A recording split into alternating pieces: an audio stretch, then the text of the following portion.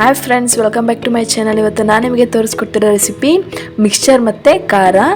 Same ನೀವು ಬೇಕ್ರಿಲಿ ಏನು ತರ್ತಿರೋ ಅದೇ ರೀತಿ ಇರುತ್ತೆ. ಒಂದ್ಸತಿ ಮನೇಲಿ ನೀವು ಕೂಡ ಟ್ರೈ ಮಾಡಿ ನೋಡಿ, ಕಮೆಂಟ್ ಮಾಡಿ ಹೇಗಿತ್ತು ಅಂತೇಳ್ಬಿಟ್ಟು. ಬನ್ನಿ ನೋಡೋಣ ಹೇಗೆ ಮಾಡೋದು ಅಂತ.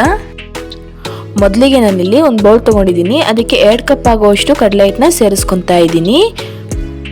ಅದೇ ಬೌಲಲ್ಲಿ ನಾನು ಹಾಫ್ ಬೌಲ್ ಆಗುವಷ್ಟು ಅಕ್ಕಿ ಹಿಟ್ಟನ್ನ ತೊಗೊಂಡಿದ್ದೀನಿ. 2 ಬೌಲ್ ಕಡಲೆ ಹಿಟ್ಟಿಗೆ ಹಾಫ್ ಬೌಲ್ ಅಕ್ಕಿ ಹಿಟ್ಟನ್ನ ಸೇರಿಸ್ಕೊಬೇಕು. ಈಗ ಇದಕ್ಕೆ ನಾನು ಹಾಫ್ ಸ್ಪೂನ್ ಆಗುವಷ್ಟು ಖಾರ ಪುಡಿ ಸೇರಿಸ್ಕೊತಾ ಇದ್ದೀನಿ. ಹಾಗೆ ರುಚಿಗೆ ತಕ್ಕಷ್ಟು ಉಪ್ಪು ಸೇರಿಸ್ಕೊತಾ ಇದ್ದೀನಿ. ಈಗ ಈ ಕಡೆ ಒಂದು ಜಾರ್ಗೆ ನಾನಿಲ್ಲಿ 1 ಸ್ಪೂನ್ ಆಗುವಷ್ಟು ಅಜ್ವೈನ ಸೇರಿಸ್ಕೊತಾ ಇದ್ದೀನಿ. 1.5 ಸ್ಪೂನ್ ಆಗುವಷ್ಟು ಜೀರಿಗೆನ ಸೇರಿಸ್ಕೊತಾ ಇದ್ದೀನಿ. ಈಗ ಅದಕ್ಕೆ 1 ಮುಷ್ಟಿಯಷ್ಟು ಕರಿಬೇವಿನ ಸೇರಿಸ್ಕೊತಾ ಇದ್ದೀನಿ. ಈಗ ಇದನ್ನು ತರಿಯಾಗಿ ರುಬ್ಕೋಬೇಕು. ನೋಡಿ, ಈ ರೀತಿ ಇಷ್ಟು ಪೌಡರ್ ಆದರೆ ಸಾಕು, ತುಂಬಾ ನುಣ್ಣಗೆ ರುಬ್ಬಬೇಕು ಅನ್ನೋ ಅವಶ್ಯಕತೆ ಏನಿಲ್ಲ.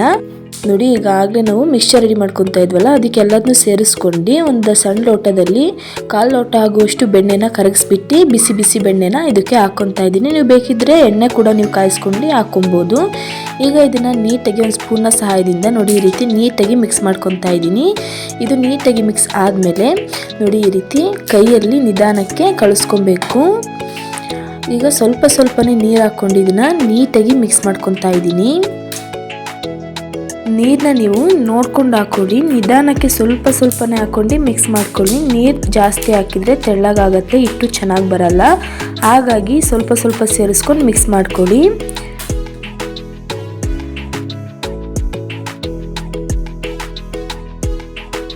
ನೋಡಿ, ಈಗ ನೀಟಾಗಿ ಕಲಿಸ್ಕೊಂಡ್ಮೇಲೆ ಈ ರೀತಿ ಬರುತ್ತೆ ಹಿಟ್ಟು. ನೀವು ತುಂಬ ತೆಳುನೂ ಆಗಬಾರ್ದು, ಹಾಗೆ ತುಂಬ ಗಟ್ಟಿ ಕೂಡ ಆಗಬಾರ್ದು. ಇದೇ ಹದದಲ್ಲಿ ಇರಬೇಕು. ನೋಡಿ, ಈ ರೀತಿ ಪ್ರೆಸ್ ಮಾಡಿದರೆ ನೋಡಿ ಇಷ್ಟೇ ಸಾಫ್ಟಾಗಿರಬೇಕು. ನಾನಿಲ್ಲಿ ಚಕ್ಲಿಗಳು ತೊಗೊತಾ ಇದ್ದೀನಿ. ಅದರಲ್ಲಿ ಖಾರದ ಬಿಲ್ಲೆಗಳಿರುತ್ತೆ. ನಾನಿವತ್ತು ಮಾಡ್ತಾ ಇರೋದು ಮಿಕ್ಸ್ಚರ್ ಮತ್ತು ಅಂದರೆ ಸಣ್ಣ ಖಾರ ಮತ್ತು ಮೀಡಿಯಮ್ ಇರುವಂಥ ಖಾರ ನಿಮಗೆ ತೋರಿಸ್ತಾ ಇರೋದು. ಮೊದಲಿಗೆ ನಾನಿಲ್ಲಿ ಮೀಡಿಯಮ್ ಖಾರದ ಬಿಲ್ಲೆ ಹಾಕ್ಕೊಂಡು ನೋಡಿ ಈ ರೀತಿ ಹಿಟ್ಟನ್ನ ಸೇರಿಸ್ಕೊತಾ ಇದ್ದೀನಿ. ಹಿಟ್ಟು ಸೇರಿಸ್ಕೊಳ್ಳೋಕ್ಕಿಂತ ಮುಂಚೆ ನೀವು ಏನು ಚಕ್ಲಿಗಳಿದೆಯಲ್ಲ ಅದಕ್ಕೆ ನೀವು ಸ್ವಲ್ಪ ನೀರನ್ನ ಈ ಥರ ಸವರ್ಕೋಬೇಕಾಗತ್ತೆ, ಇಲ್ಲಾಂದರೆ ಅದಕ್ಕೆ ಅಂಟ್ಕೊಳ್ಳುತ್ತೆ. ಈಗ ನಾವು ಮಾಡಿಟ್ಕೊಂಡಿರೋ ಉಂಡೆನ ನೋಡಿ ಈ ರೀತಿ ಇದರೊಳಗೆ ಸೇರಿಸ್ಕೊಂಡು ನೀಟಾಗಿ ಪ್ರೆಸ್ ಮಾಡ್ಕೊಂಡು ಈಗ ಇದನ್ನು ಕ್ಲೋಸ್ ಮಾಡ್ಕೊಳ್ಳೋಣ. ಇದನ್ನು ಒಂದು ಸತಿ ಚೆನ್ನಾಗಿ ಬರ್ತಾ ಇದೆಯಾ ಇಲ್ವಾ ಅಂತೇಳ್ಬಿಟ್ಟು ನೋಡಿ ಈ ರೀತಿ ಬಿಟ್ಟು ನೋಡ್ಕೊಬೇಕು. ನೋಡಿ, ಇದು ಸ್ವಲ್ಪ ಹೊಂಟ್ತಾ ಇಲ್ಲ, ನೀಟಾಗಿ ಬರ್ತಾ ಇದೆ. ಈಗ ಎಣ್ಣೆ ಕಾಯಕ್ಕೆ ಇಟ್ಕೊಂಡಿದ್ದೆ, ಅದಕ್ಕೆ ನಾನು ನೋಡಿ ಈ ರೀತಿ ಬಿಟ್ಕೊತಾ ಇದ್ದೀನಿ. ಉರಿನ ನೀವು ಐ ಫ್ಲೇಮಲ್ಲಿ ಇಟ್ಕೊಬಾರ್ದು, ಮೀಡಿಯಮ್ ಫ್ಲೇಮಲ್ಲೇ ಇಟ್ಕೋಬೇಕು. ನೀವು ಐ ಫ್ಲೇಮಲ್ಲಿ ಇಟ್ಕೊಂಡ್ರೆ ಖಾರ ಚೆನ್ನಾಗಿ ಬರಲ್ಲ. ಹಾಗಾಗಿ ನಿಧಾನಕ್ಕೆ ಮೀಡಿಯಮ್ ಫ್ಲೇಮಲ್ಲೇ ನೀವು ಬೇಯಿಸ್ಕೊಬೇಕು. ಇದು ಒಂದು ಸೈಡ್ ನೀಟಾಗಿ ಬೆಂದಾದ್ಮೇಲೆ ಇನ್ನೂ ಒಂದು ಸೈಡ್ ಮಗ್ಚಾಕೊಂಡು ಬೇಯಿಸ್ಕೊಬೇಕು. ನೋಡಿ, ನಾನೀಗ ಮಿಕ್ಸ್ಚರ್ ಮಾಡ್ಕೊಳಕ್ಕೆ ರೆಡಿ ಮಾಡ್ಕೊತಾ ಇದ್ದೀನಿ. ಮಿಕ್ಸ್ಚರ್ದು ಬಿಲ್ಲನ್ನು ಅದರೊಳಗೆ ಹಾಕ್ಬಿಟ್ಟು ಹಿಟ್ಟನ್ನ ತುಂಬಿಟ್ಕೊತಾ ಇದ್ದೀನಿ. ಈಗ ಇದು 2 ಸೈಡು ನೀಟಾಗಿ ಬೆಂದು ಆದಮೇಲೆ ಇದನ್ನು ನಾನು ತೆಗೆದಿಟ್ಕೊತಾ ಇದ್ದೀನಿ. ನೋಡಿ ಎಷ್ಟು ಚೆನ್ನಾಗಿ ಬಂದಿದೆ.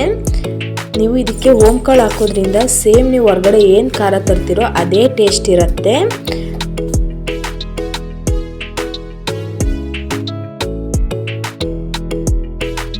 ಈಗ ನೋಡಿ, ನಾನು ಮಿಕ್ಸ್ಚರ್ ಬಿಟ್ಕೊತಾ ಇದ್ದೀನಿ.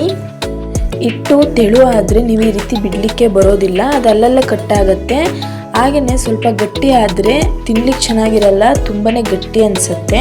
ನಾನು ಹೇಗೆ ಹೇಳಿದೆ ನೀವು ಅದೇ ರೀತಿ ಮಾಡಿಕೊಂಡ್ರೆ ತುಂಬ ಚೆನ್ನಾಗಿ ಬರುತ್ತೆ. ನೀವು ಹೊರಗಡೆಯಿಂದ ಏನು ತರ್ತೀರ ಅದೇ ರೀತಿ ಇರುತ್ತೆ.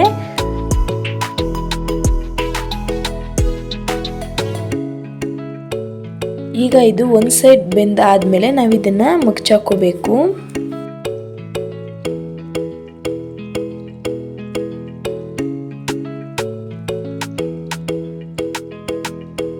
ನೋಡಿ, 2 ಸೈಡ್ ನೀಟಾಗಿ ಬೆಂದಾದ್ಮೇಲೆ ನಾನು ಇದನ್ನು ತೆಗೆದಿಟ್ಕೊತಾ ಇದ್ದೀನಿ. ಮಿಕ್ಸ್ಚರ್ಗೆ ನಾನು ಇಲ್ಲಿ ಕಡಲೆ ಬೀಜ ಮತ್ತು ಕರ್ಬೇವಿನ ಸೊಪ್ಪನ್ನ ಎಣ್ಣೆಲೆ ಕರ್ಕೊಂಡ್ಬಿಟ್ಟು ಮಿಕ್ಸ್ ಮಾಡ್ಕೊತಾ ಇದ್ದೀನಿ. ಕ್ಲಿಪ್ ಇಲ್ಲ, ಹಾಗಾಗಿ ಹಾಕಿಲ್ಲ. ನೋಡಿ, ಇಷ್ಟೇ ಮನೇಲಿ ತುಂಬಾ ಸುಲಭವಾಗಿ ನಾವು ಖಾರನ ಮಾಡ್ಕೊಬೋದು. ನೋಡಿ ಎಷ್ಟು ಚೆನ್ನಾಗಿ ಬಂದಿದೆ. ನೀವು ಹೊರಗಡೆಯಿಂದ ಏನು ತರ್ತೀರ ಸೇಮ್ ಅದೇ ರೀತಿ ಇರುತ್ತೆ. ನಾನಿದಕ್ಕೆ ಇಂಗು ಮತ್ತು ಸೋಡಾ ಏನೂ ಹಾಕಿಲ್ಲ, ಹಾಗೇ ಮಾಡಿದ್ದೀನಿ. ಮುರಿದ್ರೆ ನೋಡಿ ಯಾವ ರೀತಿ ಮುರ್ಕೊತಾ ಇದೆ. ನಿಮಗೆ ಈ ವಿಡಿಯೋ ಇಷ್ಟ ಆಗಿದ್ರೆ ಪ್ಲೀಸ್ ಲೈಕ್ ಮಾಡಿ, ಶೇರ್ ಮಾಡಿ, ಕಮೆಂಟ್ ಮಾಡಿ ಹಾಗೂ ಸಬ್ಸ್ಕ್ರೈಬ್ ಮಾಡ್ಕೊಳ್ಳೋದನ್ನ ಮರಿಬೇಡಿ.